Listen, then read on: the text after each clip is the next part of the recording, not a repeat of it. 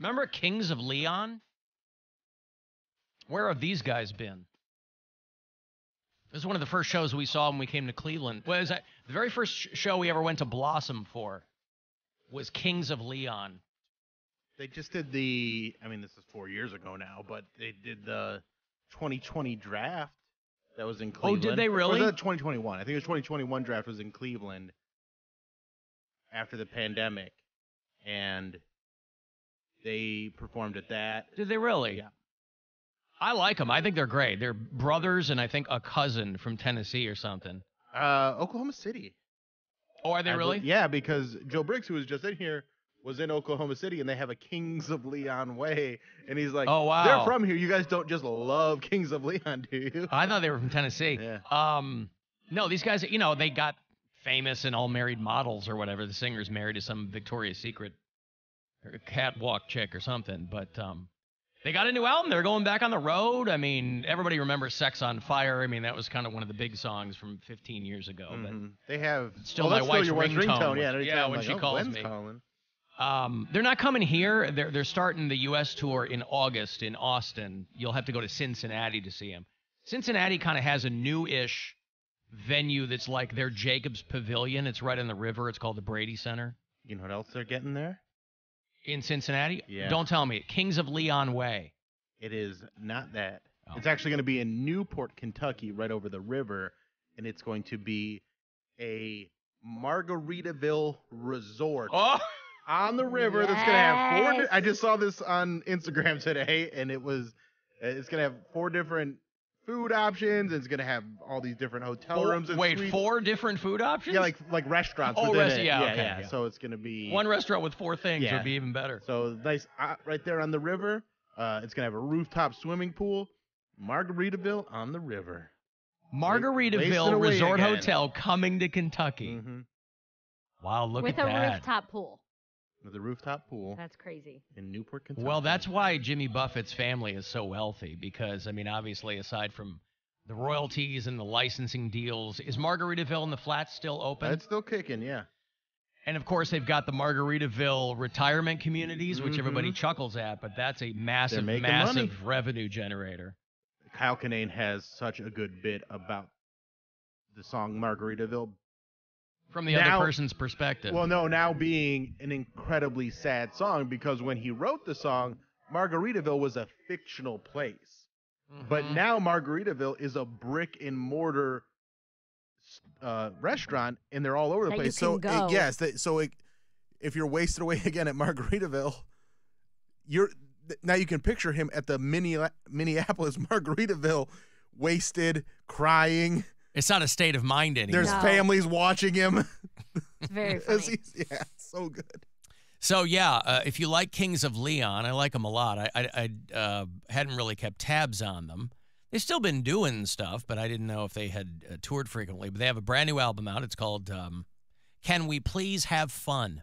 They changed record labels, and so this is their first one for Capitol Records. That'll be out in May. They all cut their hair off, and, you know. May 10th, Can We Please Have Fun is the new Kings of Leon. And if you like them enough, you'll have to go to Cincinnati to see them with Fantagram, who are a great band. Except the European dates, their opening band is a great band called The Vaccines. I imagine that they are doing the protesters. I imagine they're doing the European dates because over here it would cause no small amount of confusion. There'd be all kinds of protesters outside the goddamn Kings of Leon gigs because the friggin' Vaccines are playing. But they're a great band. Love the Vaccines. So, Kings of Leon. It was a great show. We saw them at Blossom, 2010 probably, when they were kind of riding high at that time. And it was a great show. But I kind of lost track of them. If you're a Kings of Leon fan, write that down. And then maybe make yourself a reservation. When's that Margaritaville resort going to open there? I don't know. Right. I didn't make a note of it. Not really my jam, so it just happened to show up on my Instagram feed. Alan, Kings of Leon are from Nashville. Well, they must really love them in Oklahoma City then, because if they gave these dudes the key to the city or gave them, what did you say, Kings of Leon Way? Yeah. They must really like them there.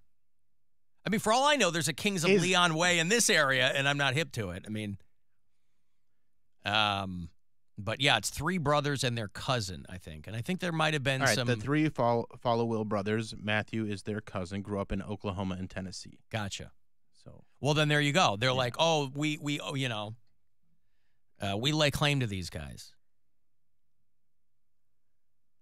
Nathan was born in Oklahoma, and Jared and Caleb were born in and around Memphis, Tennessee. There you go. So not Nashville. Jimmy Buffett sold all the Margaritavilles to the company that owns Applebee's. I think he only owned the one in Key West when he died. Yeah, again, that's how you make your money kind of there is the licensing agreement or you sign it over and whatever. When I was doing radio in Kalamazoo, Michigan, they had a cheeseburger in paradise. And I so wanted the food to suck. It was good. It was so good. I mean, at least at that location. I've never been to another one since. I know there was a Margaritaville not far from where we were in Vegas, and the crowds there are what you would expect. I mean, they're boomers. They're people they're parrot heads. They're people who, are looking to live that lifestyle all the time. We ate at a cheeseburger. But the food at that cheeseburger in paradise was really good.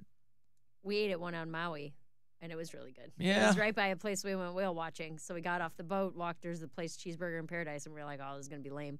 And it had like this beautiful ocean view, and we all got burgers, and they were like legit. And they, frozen cocktails and everything. It was awesome. Yeah. And it's legit even on Hawaii, which they have all. It's not like they got a ton of cows on Hawaii. It's not an easy place to find a good burger. Right. And best of all at Cheeseburger in Paradise, they had an oversized Adirondack chair that you could get in, and then here's what I would do. I would get in it, and then I'd have someone take a picture of me, so I looked really small. It's a good gag. I looked tiny. You know why? Not because I was any smaller, because the chair was so oversized. What a silly idea. Oh, it was comically oversized. You look, everybody who I showed this picture to, because obviously I had it framed, everybody I'd show this picture to, they'd go, why do you look so small? And I go, it's so funny you ask me that. It's that the chair is so big. They go, why didn't you buy a chair that you'd fit? And I go, you'd think so, wouldn't you? But this was at a restaurant, and I sat in the chair, but I looked so tiny. I fooled a lot of people with that photo. So anyway, Kings of Leon. Hey, by the way, since NASA is in our backyard, I guess props to them for getting a lander on the moon. Finally.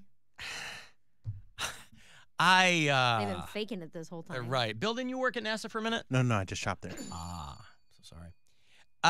It's okay. It happens. I get that this is probably legitimately a big deal, but you can forgive people for not getting excited about this stuff anymore. I mean, they put a lander on the moon for the first time in 50 years. It is not easy to put something on the moon, but unless there's people in it, small roll for drones, one giant roll for drone kind. Yeah, they landed the Odysseus lunar lander, nicknamed the IM-1 or something, and they're sending data. Again, we're sending things into deep space. IM-1 or one? One. Okay. The IM-1. I thought there was some Latino representation. I'm like, that's nice. There might be, just not in the name. Yeah, I don't know. What we can confirm, without a doubt, is our equipment is on the surface of the moon. Houston, Odysseus has found his new home.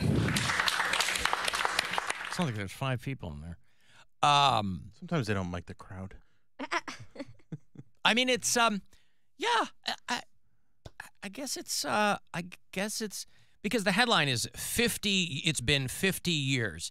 Yeah, but again, there's not people in it. I'm sure some of you aerospace engineers can maybe get me caught up with what I'm missing here, but or the importance of it. I realize that. NASA has to do stuff to get their budget. We give them $24 billion a year. They can't just sit around and go, we can't, Wait, but there's no people in this thing. They landed a lunar module on the moon. For the first time in 50 years. Right. So that's a big deal. But why is it a big deal? Because it's the first time they've done something in 50 years. But something's not inherently a big deal just because we haven't done it for a long time.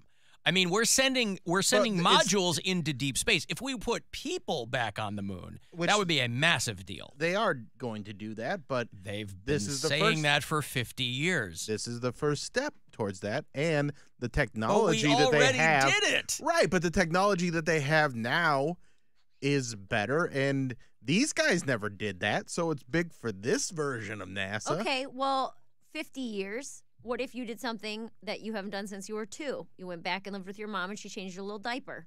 That would be a big deal because it hasn't been done in 50 years. Mm-hmm. Just because it's been done before. Speak for yourself, Mary. Doesn't mean it isn't groundbreaking It'd news. probably be a much bigger deal. That's what I mean. Yeah. I'm not saying wipe your little booty. I'm not saying you're wrong. And you probably have pretty healthy logs. Yeah. So, like, that's a heavy diaper compared to what you were doing back when you were a baby. 50 years ago. Yeah. She would think it was a big deal. Got your legs up over. She grabs them by the ankle with Yeah. one. Yeah. She breaks out the You're powder. sucking your thumb. Yeah. Thank you, Mommy. That would be a big deal. So I guess I just don't understand why it's a big deal. Just because we haven't done something in 50 years. I mean, because my thought has to be they could have done this the whole time. Why now? No one is suggesting it took them 50. We already put people on the moon. We're already sending these landers into deep space. We've already got wasn't things their mission for a long time. We've got things on Mars. So unless there's people walking around on the moon again, there are other countries way behind us in technology that are putting things on the moon. So I'm not getting all the nuances of this, obviously. It's cool. What impresses you? A lot of things impress me. Okay. What I'm saying is if we have, it's the equivalent of, it seems to, not going backwards, but we've already had people on the moon. Right, if we are now putting a thing on the moon, just because we haven't done it in 50 years, that implies that we weren't able to do it. Hey, we finally figured it out, guys. That's not the case. No, that wasn't their mission. They were working on things on the International Space Station and all sorts of other things. And they go, okay, we're going to make the moon a priority again. How are we going to do this? How are we going to do it Did they explain? Day and age? Did they explain? So I think it's interesting. It's not as exciting as the first time it happened, but it's still an accomplishment. They still did it. Not saying it's not. So what don't you understand about I don't understand why now this is a big deal. But there are a lot because of they things. these people haven't done this. That's why it's a big deal. It would be a big deal if they just figured out how to do it. They've known how to do it for a long time. But they haven't done it. Okay. And so now they have. If you have the knowledge to do something. So if somebody runs a marathon, you go, well, that's not a big deal. Other people run marathons. No, because they trained to do it. So we already put people on the moon 50. We put people on the moon 50 years ago. It's not the biggest deal. You understand there is a range in deals, right? There's something can be a big deal and not be the biggest deal. All I'm saying is. So it's a big deal because all I'm saying it hasn't happened in 50 years. This is today's #1 headline. So it's a big deal. It is not. Of course it is. No. So this is a big deal to a lot of people. So okay, so then that's what makes it a big deal. If we don't get another black president until 2058, would that be a big deal or no? Because we've already had one before.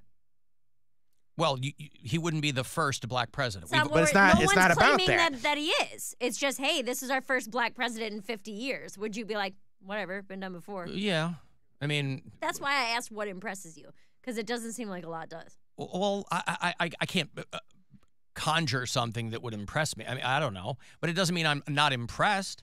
Listen, these are very, very smart people. I mean, they're doing stuff that obviously none of us can even comprehend. I guess my question is simply, why is this? And you can't tell me because we haven't done it in a long time. But that's the reason. You won't accept it, but that is the reason. Why is that the reason? Because they haven't done it in 50 years. If they were doing it Just every accept weekend, that. it wouldn't be a thing. Do you think that 20 years ago they could have done this? They're not saying they couldn't. have. They didn't say they couldn't do it for 50 years. They just haven't done it for 50 years. Why are they? Yeah, I guess my question is why. I don't understand why it matters much. Because in the interim, because it's compared to other things. So in the interim, we have had private space companies send things into deep space. We have landers on Mars. We're getting data from so they millions of miles away, and these guys go, hey, we got this thing on the moon. So you understand, like, they had assignments that they were working on. So they worked on Mars. What data are we looking for from the moon? I don't know. I don't work for NASA. I just shop there. But I'm hoping it leads to some cool new merch. Hey, Doug. Yeah. What's up? Hey, it wasn't NASA that put the lunar lander up. It was a private company. That's why it's a big deal? From what I understand, NASA doesn't have anything to do with it. Well, this says... And my first question is why? Why did they go back to the moon? But who knows? But it was a private company. It wasn't NASA. Well, this says it's part of NASA's payload. So NASA had something to do with it. Oh, yeah, but the launch came out of somewhere else. It was a private company. It might have been in Texas. I don't know. Okay, so it's a big deal because the private company did it.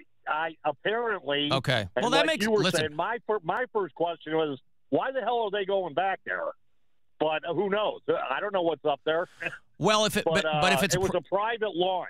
If that's the case, then at least that makes sense because every company that's doing this, every commercial space company is going to want to go, see, we did it. Right. That's kind of what how the interview went with the guy, because he goes, well, just think in a million years, my lunar lander is going to be up there. That's what he said. Okay. Who gives a shit? All right. Yeah, because the interview that I saw with the guy was like a NASA dude or something. Okay, thank you. I appreciate it. Hey, Ed. Yeah, what's up, Alan? What's going on? I was reading some stuff about this just like yesterday. The one thing is they're going up there and they have a bunch of test equipment. They're out there for different tests that they want to do. But the ultimate goal is to make sure that they can land these units up there with construction material on it. That way, when they put astronauts up on the moon, they'll have something up there to start building their quarters or whatever they're going to do, because their ultimate goal is to be able to launch from the moon to go to Mars. Perfect. This is what I want. That's all I want to know. This is what I want to know. I just like to know the point of things. That's all I wanted to know. Well, that's what I was reading about. That's what they were saying. All right, thank you. No problem. Appreciate it. Mike is checking in from the West Coast of Ohio. Hey, Alan, hate the show. Thank you, Mike. What's going on? Nothing funny today, just serious. Well, it's really never funny, but I wanted to let you know, first, that last caller was right. They're going to the moon, they want to make the moon like a pit stop almost to other places, and, you can do tests there. Got it. But you also have to differentiate the idea of space commerce and space exploration. Space exploration isn't the same thing. Like, NASA does that. Right. Blue Origin and SpaceX, they don't do space exploration. They're commerce, and that's how government has worked for hundreds and hundreds of years. Even the United States was, originally colonies funded by exploration from the British government, right? It's the idea that you go explore, you pay for it with government funds. It doesn't really have a direct return. What happens is behind that comes commerce, right? Then you start trading and you do business after the government has paid to explore. That's why NASA is so important. Yeah, the commerce end of it kind of leapfrogs on the government largesse of the exploration. Exactly. Yeah. Exactly. But the idea of exploration, SpaceX is not interested in learning about the distant planets and things. It's interested in making money because it's a business, and you have to understand those differences. There's some great talks from Neil deGrasse Tyson and some others, Bill Nye, that go over this very, very clearly. I like it. Good. These are the gaps in my knowledge that I need to have filled. Hey, thanks for filling my gaps, Mike. Yeah. Oh, always, Alan. You know I go in there hard and deep in your gaps. You know, I do appreciate that. Thank you so much, Mike. There's Mike on the west coast of Ohio. Of course, he mentions Neil deGrasse Tyson, a big fan of this show. Greetings, Alan. This is America's favorite astrophysicist. I wanted to express my long-standing appreciation for the show. Dating back to the Twitter Please days, my colleague Tom and I frequently engage in conversations regarding our preferred segments, with a particular fondness for the instance when Wilhelmina communicates via her Chick-fil-A mobile cell phone. Incidentally, I'm curious if there have been any developments regarding her legal situation. Mm-hmm. You know, there's a movie I loved as a kid. It's called Capricorn 1. It's about a faked Mars mission. And you got Elliot Gould, and you got Jimmy Brolin, you got Sam Waterston, O.J. Simpson. It doesn't really hold up that great. Not a great movie, but I loved it as a kid. I should go back and watch it. I do know this. To this day, it is the worst thing O.J. Simpson has ever done. Alan, see me after the show. I'm sorry? See me after the show. I've got to take a break. You're going to have to watch some police academies. Naked Gun 33 and a third. Oh, yeah, that's what a Naked Gun is. Yeah, that's you're what he thinking of was in. Bubba Smith. Yeah. I've got to take a break. If